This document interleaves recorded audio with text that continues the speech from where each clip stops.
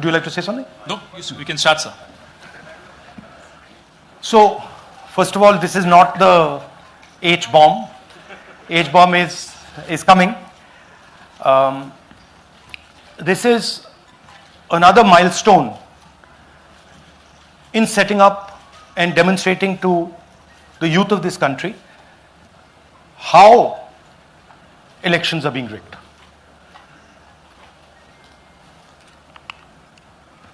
So I'm going to make a claim here, very strong claim, about CEC Gyanesh Kumar. And this is not something I'm saying lightly. I'm the leader of the opposition in the Lok Sabha. This is something I'm saying after solid proof that I'm going to show you, the youth of India, the people of India today. Proof that is black and white, absolutely clear, that the Chief Election Commissioner of India is protecting the people who have destroyed Indian democracy. I'm also going to show you the method by which votes are being added and deleted, and I'm going to show you how they are done, how that is done. In election after election, someone, some force, some group of people has been systematically targeting millions of voters for deletion across India. This is something that we've heard again and again and again. Different communities, mainly communities that are voting for the opposition, Dalits, Adivasis, minorities, OBCs, are specifically targeted. We had heard this many times, and now we found 100% proof of it. Please understand, I'm not going to say anything on this stage that is not backed up by 100% proof. I am somebody who loves my country. I love my constitution. I love the democratic process, and I am protecting that process. And so I'm not going to say anything here that is not going to be based on 100% proof that you can determine. The burden of the judgment is yours. I am going to lay the proof in front of you. You will see it and say, actually, this is pretty solid proof. Aland is constituency in Karnataka. 6,018 votes. Somebody tried to delete 6,018 votes. We don't know the total number of votes that were deleted in Anand in the 23 election. They are much higher than 6,018, but somebody got caught deleting 6,018 votes. And it was caught, like most crimes, by a coincidence. What happened was, the booth level officer there noticed that her uncle's vote was deleted. And so she checked who deleted her uncle's vote, and she found that it was a neighbor. पड़ोसी ने uncle का vote delete किया था. उसने जाके पड़ोसी से पूछा कि आपने मेरे अंकल का वोट क्यों डिलीट किया. पड़ोसी ने कहा, मैं तो जानता ही नहीं, मैंने तो कुछ वोट डिलीट ही नहीं किया. Neither did the person deleting the vote know, nor did the person whose vote was deleted know. Some other force hijacked the process and deleted the vote. And as luck would have it, got caught. What does the operation look like? In Anand, 6,018 applications were filed, impersonating voters. The people who filed these applications actually never filed them. And we will show you evidence of that on this stage. The filing was done automatically using software. We will show you that. Mobile numbers from outside Karnataka, from different states, And you can see on the map, from different states were used to delete numbers in Aland. And it was done targeting Congress voters. So this was not random.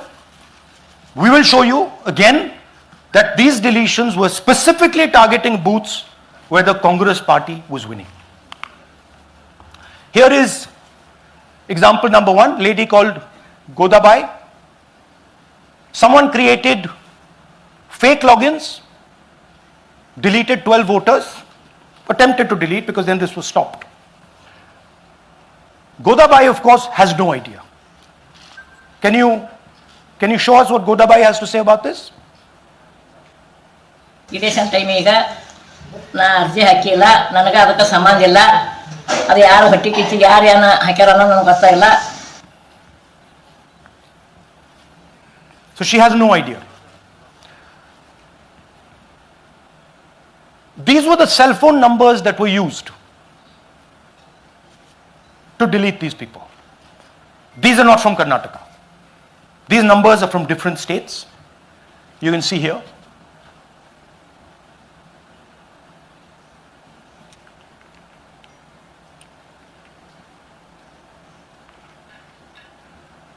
So the question is, whose numbers are these? How were they operated?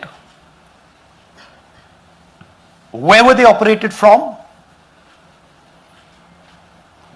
Who generated the OTPs to disturb the process? Now these are questions that arise out of this. Here's example 2, Suryakant. This gentleman apparently deleted 12 voters in 14 minutes. He filled 12 deletion forms in 14 minutes. I'd like you to meet him. He's here. That's one of the people. That's one. Namaskar bhi aiye. Babita Chaudhary is one of the votes that he is supposed to have deleted. Aiye bhaiya. He is supposed to have deleted. This is the gentleman. ये इनका vote delete किया जा रहा था. ये कर रहे थे. इनसे आप पूछिए. बताइए. That's our candidate. हाँ. कन्नड़ा में बोलिए. ನನ್ನ ಹೆಸರು ಸೂರ್ಯಕಾಂತ್ ಗೋವಿನ. ನಾನು ಸರ್ಸಂಬ ಗ್ರಾಮದಲ್ಲಿ ಇದ್ದೆ. ನನಗೆ ನಾಲೆಜ್ ಕೇಳದೆ ನನ್ನ ಹೆಸರು ಮೇಲೆ 9 ಜನರ ಲಿಸ್ಟನ್ನು ಡಿಲೀಟ್ ಮಾಡಿದ್ದಾರೆ. ಅದು ಯಾಕಂತ ಇವರು ನನಗೆ ಬಂದು ಕೇಳಿದರು, ನಮ್ಮ ಹೆಸರು ನೀವು ಯಾಕೆ ಡಿಲೀಟ್ ಮಾಡಿದ್ರಿ ಅಂತ. ಅದಕ್ಕೆ ನಾನು ನಮ್ಮ ಸಾಹೇಬ್ರಿಗೆ ಹೇಳಿದೆ, ನಾನು ಡಿಲೀಟ್ ಯಾರಿಗೂ ಮಾಡಿಲ್ಲ, ಅಪ್ಲಿಕೇಶನ್ ಕೊಟ್ಟಿಲ್ಲ, ಆದರೂ ಡಿಲೀಟ್ ಆಗಿದೆ, ಅದು ನೋಡ್ರಿ ಅಂತ. ಹಾಗಾಗಿ ತಹಶೀಲ್ದಾರ್ಗೆ ಹೋಗಿ ಕಂಪ್ಲೇಂಟ್ ಕೊಟ್ವಿ. ಮತ್ತು ಕಮಿಷನರ್ ಇದು ನಮ್ಮ ಜಿಲ್ಲಾ ಎಲೆಕ್ಷನ್ಗೆ ಒಂದು ಇದಕ್ಕೆ ಕಂಪ್ಲೇಂಟ್ ಕೊಟ್ವಿ. ನನ್ನ ಹೆಸರು ಮೇಲೆ 12 ಜನರದು ಡಿಲೀಟ್ ಮಾಡಿದ್ದು ನಿಜ ಇರ್ತದೆ. थोड़ा ट्रांसलेट कर लीजिए. मेरे नाम पे 12 लोगों का नाम डिलीट किया गया है. हालांकि मुझे मालूम नहीं, मैं कभी किसी को मैसेज भेजा भी नहीं, मैं बुलाया भी नहीं. ये बबीता आके पूछने से पता चला कि मैंने मेरे फ़ोन से ऐसा मैसेज दिया, लेकिन असल में मैंने किसी को भी मैसेज नहीं किया. आप कुछ कहेंगे? नहीं, ठीक है. Thank you. Thank you. Third example, Nagaraj. 2 applications filed and submitted in 36 seconds. Please try and fill these forms and see how long it takes you. Try and fill. And I ask the youth of India, try it. Try and fill the form, 2 forms in 36 seconds. You'll see the answer to this question. Notice also what time this gentleman fills the form. For some reason he gets up at 4:07 in the morning and suddenly fills 2 forms in 38 seconds.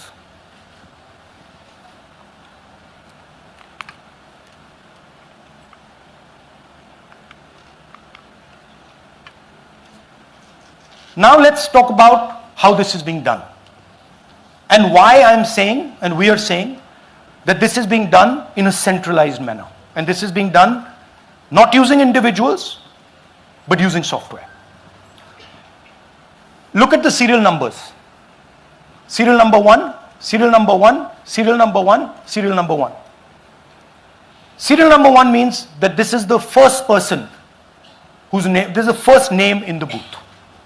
So a software is picking up the first name in the booth and using it to delete voters. So someone ran an automated program that ensured the first voter of the booth was the applicant. That same person got cell phones from outside the state, used them to file the applications. And we are pretty certain that this was done in a centralized manner and it was done at scale. This was not done in a, at a worker level, this was done at a call center level. Okay? Targeted deletions in strong Congress booths. The top 10 booths with maximum deletions are Congress strongholds. Congress won 8 other 10 booths in 2018. This was not a coincidence. This is a planned operation.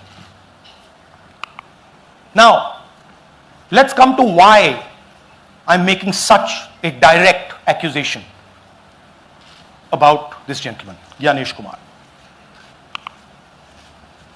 There is an ongoing investigation on this matter in Karnataka. The CID of Karnataka has sent 18 letters in 18 months.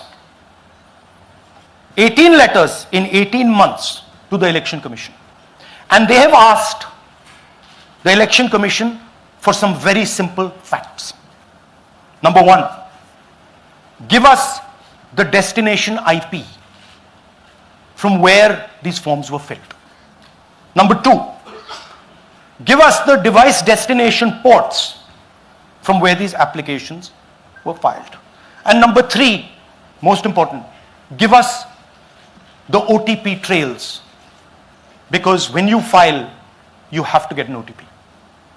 18 times in 18 months. The CID of Karnataka has written to the Election Commission for this. And they are not giving it. Why are they not giving it? Because this will lead us to where the operation is being done from. And we are absolutely convinced where this is going to lead. I'll give you a little bit of the chronology. FIR is filed February 23. Karnataka CID writes to ECI requesting all details of these numbers and these transactions almost immediately in March. In August, EC gives the reply, doesn't fulfill any of the demands, and doesn't give us the information.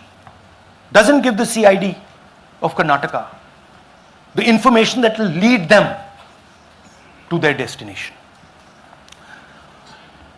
January 24, Karnataka CID writes to ECI again and says, please send us full information. No answer. Karnataka CID by September 25, last letter went in September 25, has written 18 reminder letters. While this is going on, the CEC of Karnataka writes to the Election Commission in Delhi and says, there is a matter. Please provide this information. And the CEC of Karnataka multiple times asks the Election Commission. No answer. Now this is absolute solid proof that Gyanesh Kumar is protecting the people who are doing this. This is also absolute solid proof, what I've shown you, that this is being done in a centralized way, this is being done at scale, and this is being done using large resources. Question is, who is the someone? And the answer is with the EC today. The Election Commission of India knows who is doing this. And I want every single youngster in India to know that they are attacking this. And this is your future. When they are not giving this information, they are defending the murderers of our democracy. And it is important that every youngster knows this. Your jobs, your future, your aspirations all come from this instrument. And the Chief Election Commissioner, Mr. Gyanesh Kumar, is not telling the CID of Karnataka who is doing this. This is not an isolated case. There are many such cases. Here is another one. Maharashtra, Rajora, same idea. 6,850 targeted voters added. Anand we caught deletions, Rajora we caught additions. But the basic idea is the same. Phones from outside, people who are supposed to have added voters don't know that they've added voters. People who have deleted voters don't know that they've deleted voters. You can see, you might remember that, those names there. JW, JW, JW, JW from the last presentation. Same model. So it's the same system that is doing this. It's doing it in Karnataka. It's doing it in Maharashtra. It's done it in Haryana. It's done it in UP. And we have proof of all of it. Names are being filled. Addresses, the address is Sasti, Sasti, Sasti, Sasti. Name is UQ, JJW.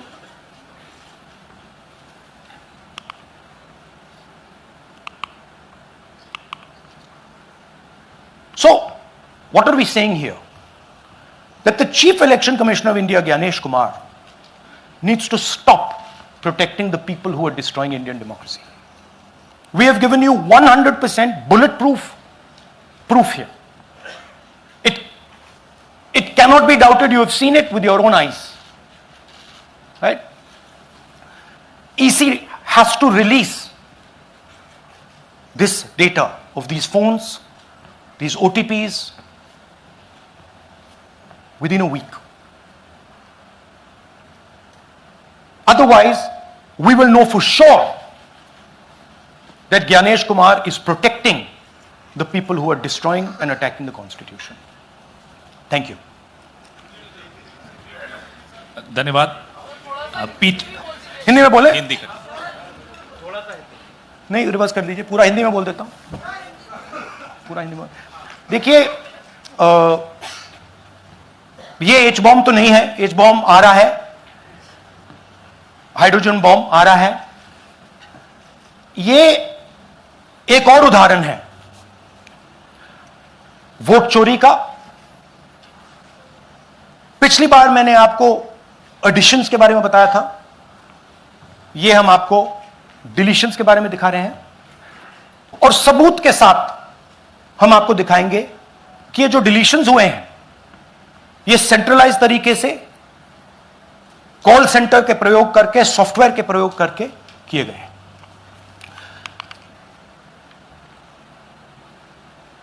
हमारे पास इस presentation में जो मैंने आपको अभी दिखाया 100% सबूत है, प्रूफ है कि ज्ञानेश कुमार जी हिंदुस्तान के चीफ इलेक्शन कमिश्नर वोट चोरों की रक्षा कर रहे हैं, और यह मैं आपको अभी दिखाने जा रहा हूं।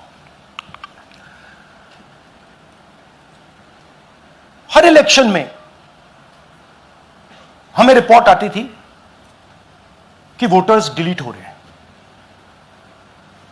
कांग्रेस वोटर्स डिलीट हो रहे हैं, ऑपोजिशन के वोटर्स डिलीट हो रहे हैं, दलित वोटर्स डिलीट हो रहे हैं, आदिवासी हो रहे हैं, माइनॉरिटी वोटर्स डिलीट हो रहे हैं, ओबीसी वोटर्स डिलीट हो रहे हैं। मगर जब डिलीट होते हैं ऑपोजिशन के ही होते हैं। कर्नाटक में आलंद कंस्टिट्यूएंसी है, यहां पे चोरी पकड़ ली, कोइंसिडेंस से पकड़ी। वहां की जो बीएलओ थी उसने देखा कि उसके रिश्तेदार को डिलीट कर दिया गया था। जैसे चोरी पकड़ी जाती है, कोई छोटी सी गलती हो जाती है, हाथ आ जाती है। अलंद में 6018 वोटर्स डिलीट हुए, उसमें से इनकी रिश्तेदार थे। उन्होंने पता लगाया कि मेरे रिश्तेदार को डिलीट किसने किया। पता लगा कि पड़ोसी ने रिश्तेदार को डिलीट किया। बीएलओ ने जाके पड़ोसी से पूछा कि भाई आपने मेरे रिश्तेदार को क्यों डिलीट किया? पड़ोसी ने कहा मैंने तो नहीं किया। बीएलओ सस्पिशियस हो गई, शक पड़ा, उसने प्रोसेस चालू कर दी।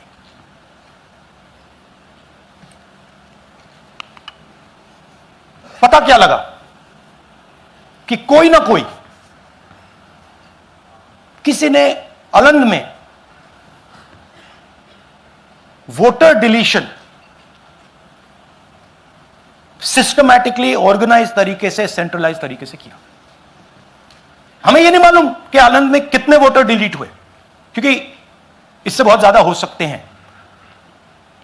6000, तकरीबन 6000 पकड़े गए, उस पर इन्वेस्टिगेशन हो गया।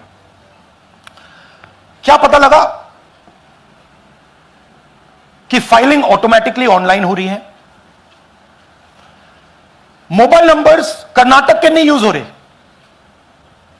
मोबाइल नंबर्स दूसरी स्टेट्स के यूज हो रहे हैं। इनफैक्ट कर्नाटक के नंबर थे ही नहीं उसमें। मतलब आप दिल्ली में बैठे डिलीट कर रहे हो, आपका नंबर तमिलनाडु का है।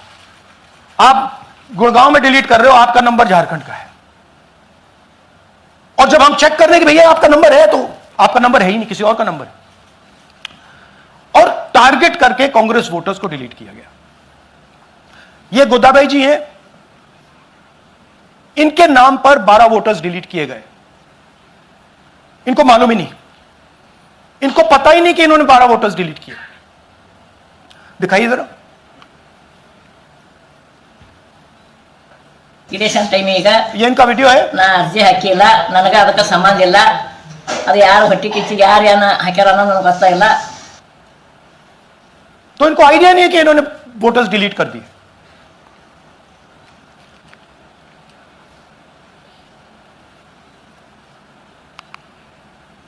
ये सारे के सारे जो नंबर्स हैं, ये कर्नाटक के नंबर्स नहीं हैं, ये अलग अलग स्टेट्स के नंबर्स हैं। और इन नंबर्स को आप फोन करके देखिए, रिप्लाई नहीं आता है।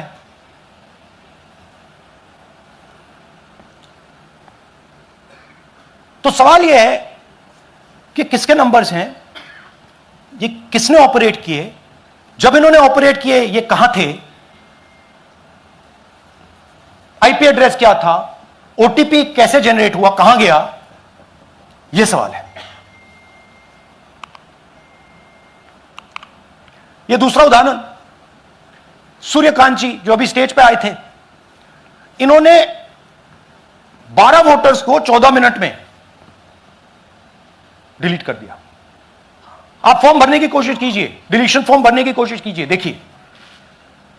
और जब हमने इनसे पूछा कि भैया आपने ये कैसे किया, वो कहते हैं मैंने तो नहीं किया, मैं तो जानता ही नहीं हूं।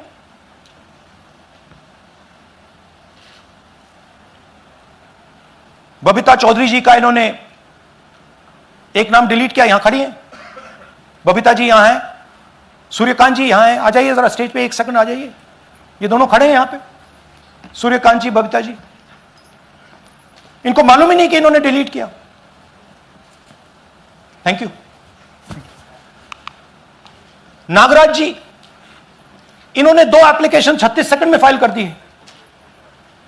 और मजे की बात देखिए, ये 4 बजे सुबह उठ के फाइल कर रहे हैं।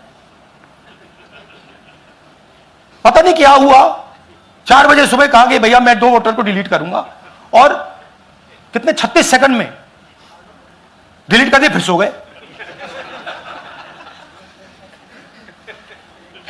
हमारी माइंड में पहले सवाल था कि क्या इलेक्शन कमीशन भी सो रहा है, मगर नहीं, सोया कोई नहीं है, जगे हुए हैं, सिस्टमैटिकली मदद हो रही है। यह देखिए दूसरी बात, जो भी डिलीट कर रहा है, वोटर लिस्ट में उसका सीरियल नंबर 1 है। मतलब जो भी वोटर लिस्ट में पहले नंबर पे आता है वही डिलीट कर रहा है। 5वें नंबर वाला, 7वें नंबर वाला, 10वें वाला कोई नहीं कर रहा। तो हो क्या रहा है? सॉफ्टवेयर से यह काम किया जा रहा है। सॉफ्टवेयर प्रोग्राम कह रहा है पहला नाम निकालो और इसका प्रयोग करके डिलीट करो। टारगेटेड डिलीशंस हो रहे हैं। कांग्रेस पार्टी पर आनंद में अटैक किया। टॉप 10 बूथ्स जहां सबसे ज्यादा कांग्रेस की स्ट्रेंथ थी वहां टारगेट किया। और 2018 में पिछले इलेक्शन में 10 में से 8 बूथ कांग्रेस पार्टी जीती थी और इन 8 में से इन्होंने 6000 लोग उड़ाने की कोशिश की। ये कोइंसिडेंस नहीं था, ये प्लान था और ये सेंट्रलाइज तरीके से किया जा रहा है। अब मैंने बहुत बड़ी बात बोली। चीफ इलेक्शन कमीशन के बारे में मैंने बोला कि यह व्यक्ति वोट चोरों की रक्षा कर रहा है। जो भी मैं यहां बोल रहा हूं 100% प्रूफ के साथ, सबूत के साथ बोल रहा हूं। और मैं अभी आपको दिखाना चाहता हूं कि मैं यह शब्द क्यों बोल रहा हूं और किस बेसिस पे बोल रहा हूं। आपको अपनी आंखों से यह दिखेगा। कर्नाटका सीआईडी ने केस चालू किया कि वोटर कौन है, ये फोन किसके हैं, ये आईपी एड्रेस क्या है, ओटीपी कहां गया, इन चीजों के बारे में इन्वेस्टिगेशन शुरू होती है। कर्नाटक सीआईडी ने हिंदुस्तान के इलेक्शन कमीशन को 18 चिट्ठियां लिखी हैं। हमें आप यह इंफॉर्मेशन दीजिए, बिल्कुल क्लियर है। डेस्टिनेशन आईपी दीजिए, डिवाइस डेस्टिनेशन पोर्ट दीजिए, ओटीपी ट्रेल्स दीजिए, फोन नंबर्स दीजिए, फोन नंबर्स के मालिकों के नाम दीजिए। क्लियरली पूछा है, नो आंसर। 18 चिट्ठी CID Karnataka, no answer from chief election commissioner, no answer from election commission. Timeline देखिए,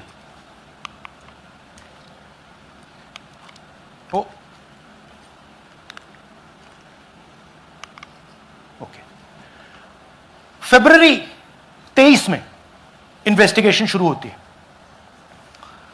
मार्च 23 में कर्नाटका सीआईडी चिट्ठी लिखती है ईसीआई को कि हमें सारे डिटेल्स दे दीजिए। अगस्त में इनकंप्लीट डिटेल्स दी जाती हैं जिससे कोई इन्वेस्टिगेशन आगे नहीं बढ़ेगा। जिन चीजों की जरूरत थी वो नहीं दी, जिसकी जरूरत नहीं थी वो सारी दे दी। पहला सबूत। दूसरा सबूत, 18 बार रिमाइंडर लेटर गए हैं। आपको अगर सीआईडी एक बार लेटर भेज दे और आप नहीं गए, आप जानते हो क्या होगा। यहां पे इलेक्शन कमीशन को 18 बार लेटर गए हैं, कुछ नहीं हुआ है। बाद में क्या होता है, कर्नाटक ईसी इलेक्शन कमीशन को लिखता है, कहता है भैया हमें दे दीजिए, आपको इंफॉर्मेशन देना पड़ेगा। No reply.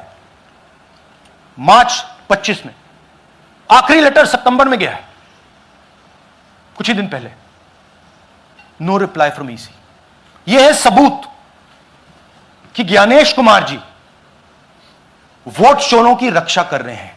और यह ब्लैक एंड व्हाइट सबूत है, इसमें कोई कंफ्यूजन नहीं है कहीं। तो सवाल उठता है, यह है कौन जो सेंट्रलाइज तरीके से कॉल सेंटर के प्रयोग से, सॉफ्टवेयर से अलग अलग प्रदेशों में वोट डिलीट कर रहे हैं, ऐड कर रहे हैं। इलेक्शन कमीशन जानता है, ज्ञानेश कुमार जी जानते हैं। अच्छा, यह सिर्फ आनंद में नहीं हुआ, यह अलग अलग कंस्टिट्यूएंसीज में हुआ है। आनंद में लीगल प्रोसेस चालू हो गई, पकड़ लिया। यहां महाराष्ट्र में उसी मोडस ऑपरेंडी से, उसी सिस्टम से यहां पे वोट ऐड हुए हैं। आनंद में डिलीट, रजौरा में एडिशन। 6850। आपको याद होगा पिछले प्रेजेंटेशन में मैंने आपको नाम दिखाए थे, ये देखिए वही नाम यहां है। वही सिस्टम महाराष्ट्र में चल रहा है जो कर्नाटक में चल रहा था। नाम वैसे ही है, जेडब्ल्यू जेडब्ल्यू जेडब्ल्यू, पता वैसा है, जेडब्ल्यू जेडब्ल्यू, नाम यू ऐसे किसी ने टाइप करके लगा दिया। तो जो ये काम कर रहा है, ये उत्तर प्रदेश में, हरियाणा में, बिहार में, कर्नाटक में, महाराष्ट्र में वही कर रहा है।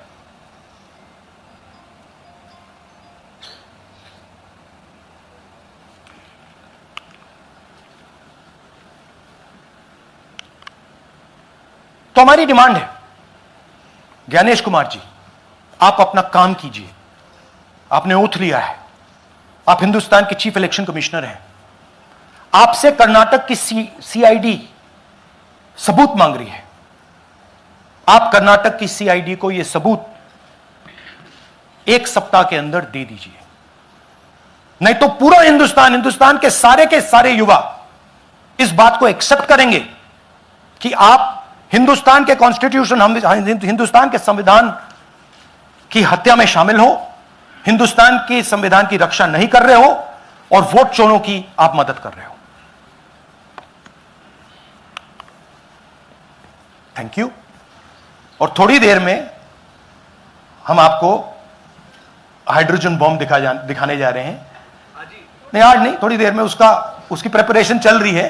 क्योंकि हम देखिए, मैंने टीम से कहा है कि अगर मैं स्टेज पे जा रहा हूं, ब्लैक एंड व्हाइट प्रूफ नहीं होगा, मैं नहीं जाऊंगा। अगर ब्लैक एंड व्हाइट प्रूफ होगा, जो कोई मतलब उसको निगेट नहीं कर सकता, मैं जाऊंगा। मैं देश के कॉन्स्टिट्यूशन की रक्षा कर रहा हूं, संविधान की रक्षा कर रहा हूं, मैं लोकतंत्र की रक्षा कर रहा हूं और मैं सच्चाई आपके सामने रख रहा हूं। बहुत बहुत धन्यवाद, नमस्कार, जय हिंद। सर 3 सवाल। पीटीआई से संजीव चोपड़ा। या राहुल जी, दिस साइड। या राहुल जी इधर, हाँ, लेफ्ट कहाँ है? To your right. हाँ, हेलो। राहुल जी, आज आपने नया खुलासा किया है कि कैसे वोट चोरी हो रही है। आपने पहले भी महादेवपुरा के बारे में बताया कि कैसे एडिशंस हो रही हैं, अब आपने बताया कैसे डिलीशंस हो रही हैं। लेकिन देखने में ये आ रहा है कि इलेक्शन कमीशन इस पे कोई एक्शन नहीं ले रहा और आगे चल के वो तैयारी कर रहे हैं पूरे देश में एसआईआर लाने की। तो आप इस मुहिम को आगे कहां तक ले जाएंगे और एसआईआर के बारे में क्या करने वाले हैं? देखिए, हम आपके सामने क्रिमिनलिटी रख रहे हैं। हमारा काम आपके सामने सच्चाई रखने का है और हम रख रहे हैं। हिंदुस्तान में दूसरे इंस्टीट्यूशंस भी हैं, सिर्फ इलेक्शन कमीशन नहीं है, लीगल सिस्टम है, उनको भी इन चीजों को देखना चाहिए। यहां पे हम चीफ इलेक्शन कमिश्नर के बारे में ब्लैक एंड व्हाइट कह रहे हैं। आपने कहा कि हमने एडिशन डिलीशन दिखाया, पहले प्रेजेंटेशन में मैंने एडिशन दिखाया था, अब हमने डिलीशन दिखाया है, मगर हमने एक और चीज जोड़ दी है। एडिशन और डिलीशन का सिस्टम, उसका स्ट्रक्चर, उसका तरीका, और हमने यह दिखाया है कि जो डिलीट कर रहा है, जो ऐड कर रहा है, महाराष्ट्र में, कर्नाटक में, यूपी में, वो एक ही आदमी है, एक ही फोर्स है। हमने आपको वो एड्रेसेस दिखाए। Same system is being used in Maharashtra, is being used in Karnataka, is being used in Uttar Pradesh, is being used in Haryana. Same people are doing it. Says Siddharth, ANI. Sir, this side, sir. हाँ, Sir, on your left, sir. हाँ, On your left. This side, sir, on your left. Sir, मेरा आपसे सवाल ये है कि जब आप कह रहे हैं कि ज्ञानेश कुमार जो चीफ इलेक्शन कमिश्नर है, उन्हें पता है ये कौन कर रहा है, हाँ। और ये पॉलिटिकल फायदा जरूर किसी को हो रहा है। आप कह रहे हैं कांग्रेस के बूथ के ऊपर ही हाँ। सारे वोट्स डिलीट किए जा रहे हैं, तो वो कौन लोग आपके हिसाब से हैं जिनको ये फायदा पहुंच रहा है, पहला। और दूसरा ये कि वो आपने एक देखिए, हफ्ते का हाँ, समय दिया sorry। है, जब आपने एक हफ्ते का समय दिया है, तो क्या एक हफ्ते बाद आप इसको आगे कैसे इनिशिएट करेंगे? क्या आप लोग कोर्ट का रास्ता अपनाएंगे या और कोई हायर एजेंसी से इस बात की डिमांड करेंगे? क्योंकि ये ऑर्गेनाइज्ड तरीके से क्राइम दिखाई दे रहा है जो आप बता रहे हैं, अगर आपकी बात के ऊपर जाएं। देखिए, फ्रेंकली ये जो मैं यहां कर रहा हूं, ये मेरा काम नहीं है। मेरा काम डेमोक्रेटिक सिस्टम में पार्टिसिपेट करने का है। मेरा काम डेमोक्रेटिक सिस्टम की रक्षा करने का नहीं है। वो काम हिंदुस्तान के इंस्टीट्यूशंस का है। वो काम वो नहीं कर रहे हैं, इसलिए मैं कर रहा हूं। अब मैं आपको यह कह सकता हूं कि हमने आपको 2 बार सबूत दिखाया है, और जब हम ये प्रेजेंटेशंस खत्म करेंगे, इसमें लगेंगे 2-3 महीने, जब हम ये खत्म करेंगे, आपके माइंड में कोई डाउट नहीं होगा कि हिंदुस्तान में state after state, Lok Sabha after Lok Sabha चोरी हो रही है। तो मेरा काम सच्चाई दिखाने का है। मैं हिंदुस्तान की जनता को, हिंदुस्तान के युवाओं को सच्चाई दिखा सकता हूं। यह मेरा काम है। उनकी जो इंटरेस्ट है, क्योंकि ये जो कॉन्स्टिट्यूशन है, ये हिंदुस्तान की जनता का रखवाला है, प्रोटेक्टर है, और मैं इसकी प्रोटेक्शन कर रहा हूं। इसकी प्रोटेक्शन करने का काम हिंदुस्तान के इंस्टीट्यूशंस का है, हिंदुस्तान के ऑपोजिशन लीडर का नहीं है। मगर इंस्टीट्यूशन नहीं करने। अच्छा, एक इंटरेस्टिंग बात आई है जो मैं आपको बताना चाहता हूं कि इलेक्शन कमीशन के अंदर से हमें मदद मिलनी शुरू हो गई है। मैं साफ बोल देता हूं, इलेक्शन कमीशन के अंदर से, पहले नहीं हो रहा था, अब इलेक्शन कमीशन के अंदर से इंफॉर्मेशन आ रही है। यह रुकेगा नहीं, यह रुक नहीं सकता है, क्योंकि हिंदुस्तान की जनता इस बात को एक्सेप्ट नहीं करेगी।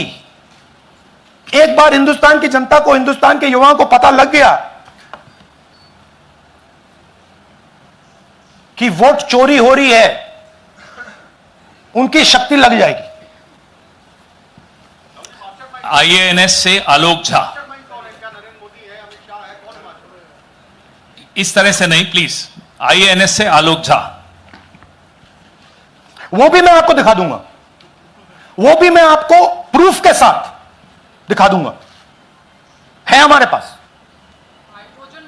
राहुल जी, हाइड्रोजन बॉम्ब में ब्लैक एंड व्हाइट है। मैं फाउंडेशन लगा रहा हूं, मैं फाउंडेशन क्रिएट कर रहा हूं, है हमारे पास। मैं स्टेज पे बिना प्रूफ के नहीं चढ़ूंगा, बता रहा हूं। राहुल जी, आपने कहा ऐसे मत पूछिए please. Last question, Rahul ji, IANS से आलोक झा। राहुल जी इधर, आपने कहा आपके पास आलोक झा, इधर सर, कहां हैं जी? हाँ, आपने कहा सर कि आपके पास पुख्ता सबूत है, ब्लैक एंड व्हाइट सबूत है। तो क्या अगर ईसीआई अभी जवाब नहीं देती है तो कोर्ट का रुख करेंगे, ये ऑप्शन है आपके पास, जाएंगे? देखिए, मैंने कहा कि मेरा काम as opposition leader normal situation में, मेरा काम ऑपोजिशन का रोल है, सरकार पे प्रेशर डालने का रोल है। मेरा काम हिंदुस्तान के लोकतंत्र को बचाने का नहीं है। मैं वो काम कर रहा हूं, इस स्टेज पे मैं वो काम कर रहा हूं। तो मेरी सोच है कि as a patriotic Indian, as somebody who loves India, who loves the constitution, it is my duty to put the truth in front of the people of India. अब अगर हिंदुस्तान के इंस्टीट्यूशंस कुछ करना चाहते हैं, वो करेंगे। उनमें भी बहुत लोग हैं, जैसे मैंने आपसे कहा, मैं सरप्राइज हो रहा हूं, इलेक्शन कमीशन से लोग आ रहे हैं, इंफॉर्मेशन दे रहे हैं, और बढ़ रहा है वो। क्या जब तक सीईसी ज्ञानेश कुमार अपने पद पर है, जैसा कि आप कह रहे हैं कि वो इलेक्शन होने नहीं देंगे, तो तब तक इलेक्शन का मतलब क्या रह जाएगा? हाँ, तो आप इमेजिन कीजिए, और ये शॉकिंग बात ये है बस कि ये अभी शुरू नहीं हुआ, ये 10-15 साल से चल रहा है। ये सिस्टम है, ये स्ट्रक्चर है। हिंदुस्तान की जो डेमोक्रेसी है वो हाईजैक हो गई है। I am shocked frankly. Democracy, brothers and sisters, democracy can only be saved by the people of India. Nobody else can save democracy. Rahul Gandhi can come here and say something and say this is the truth. But the people of India, who I believe in and who I love, can do it. The day the people of India realize that आपका जो लोकतंत्र है, आपका जो संविधान है, वो आपसे चोरी हो गया है, उस दिन काम हो जाएगा. Thank you.